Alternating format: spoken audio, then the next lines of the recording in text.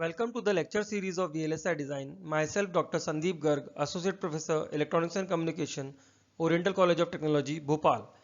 Today I am going to discuss about MOSFET short channel effects. Here we can see that this is the front view of an N-channel MOSFET. Here below this gate region, there are two small N-type regions which are heavily doped.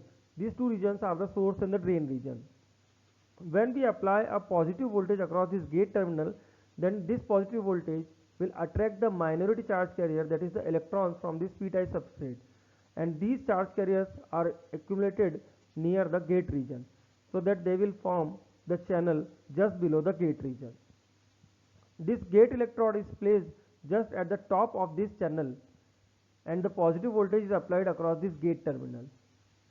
Here, when this voltage at the gate terminal is increased, then it will attract more number of electrons from this p-type substrate, so that the region of this n-type charge carrier near the gate becomes more thicker, so that the current through this channel will also increase. So this will cause more number of charge carriers to move from the source region to the drain region. That's why this type of MOSFET is called the enhancement type MOSFET, because in this case the thickness of the channel is enhanced on increasing the gate voltage. The length of the channel. The length of the channel is defined as the distance between the source region and the drain region of the MOS device. Here the effective channel length is the total channel length minus 2 times of the width of the depletion region. Here this is the width of the depletion region on the two sides of the channel. When the channel length is less than 1 micrometer in case of MOSFET, then that type of devices are called short channel devices. And if channel length is more than 1 micrometer, then that type of devices are called long channel devices. So short channel effects occurs in short channel devices. MOSFET, when the length of the channel is of the same order as that of the depletion region width on the two sides of the channel, that is on the source side as well as on the drain side, then the device is called the short channel device. This decrease in channel length is due to increase in the voltage that we apply across the drain and the source region. Now due to this shortening of the channel, some effects arises in the MOSFET, and these effects are called short channel effects. Now the short channel effects cause two types of physical phenomena. First one is the drift of the electrons from the source to drain side, and second one is the modification in the threshold voltage of the channel, because due to shortening of the channel the electrons have to travel lesser distance as compared to long channel devices. This will cause the device to turn on before the threshold voltage that is applied across the gate terminal. Now due to this shortening of the channel, five defects occurs in the MOSFET. First one is the drain induced barrier lowering and punch through. Second is the surface scattering. Third one, velocity saturation. Fourth, impact ionization, and fifth is the hot electron effect. First effect is the drain induced barrier lowering and punch through. When we increase the voltage VDS, then in that case the width of the depletion region on the drain and the source side increases, and at a certain point these two depletion region meet on the surface, that is called the punch through. In that case the width of the depletion region increases to a high extent, and in that case the total channel length becomes 0. So this punch through will cause the failure of the device.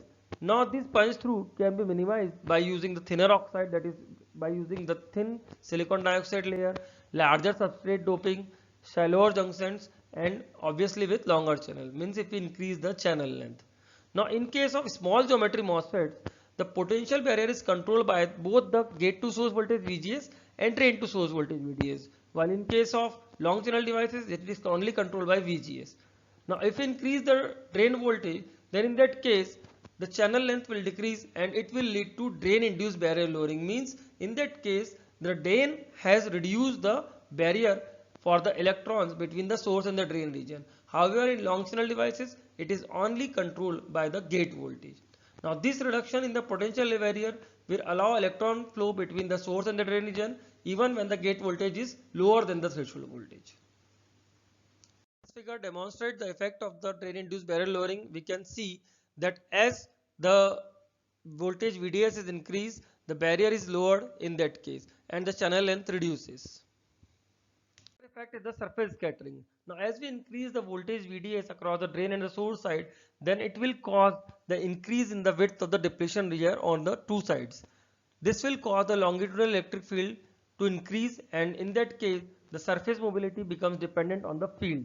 That will cause the movement of the electron with great difficulty from the source to the drain side, and in that case the average mobility of the electrons becomes half as compared to the mobility of the electrons in the long channel devices. So in that case the electron will move with a great difficulty due to the reduction in the mobility.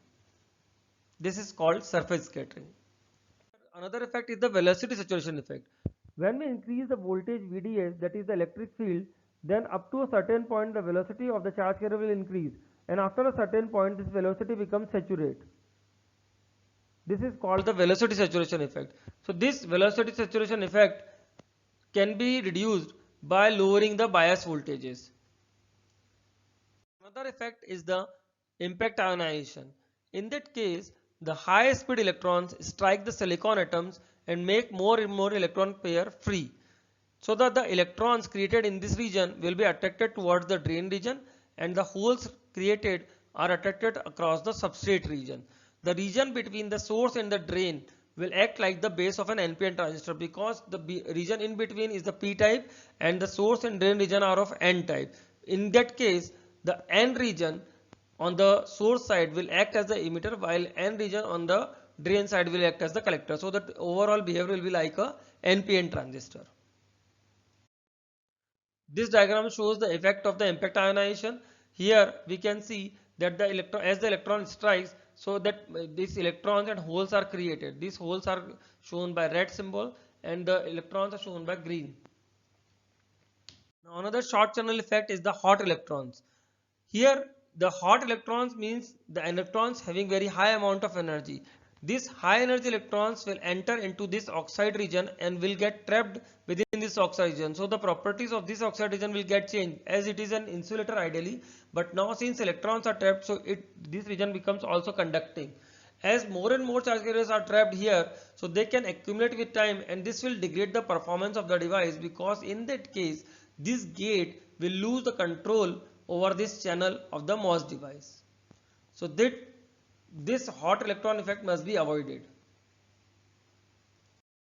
Thank you very much.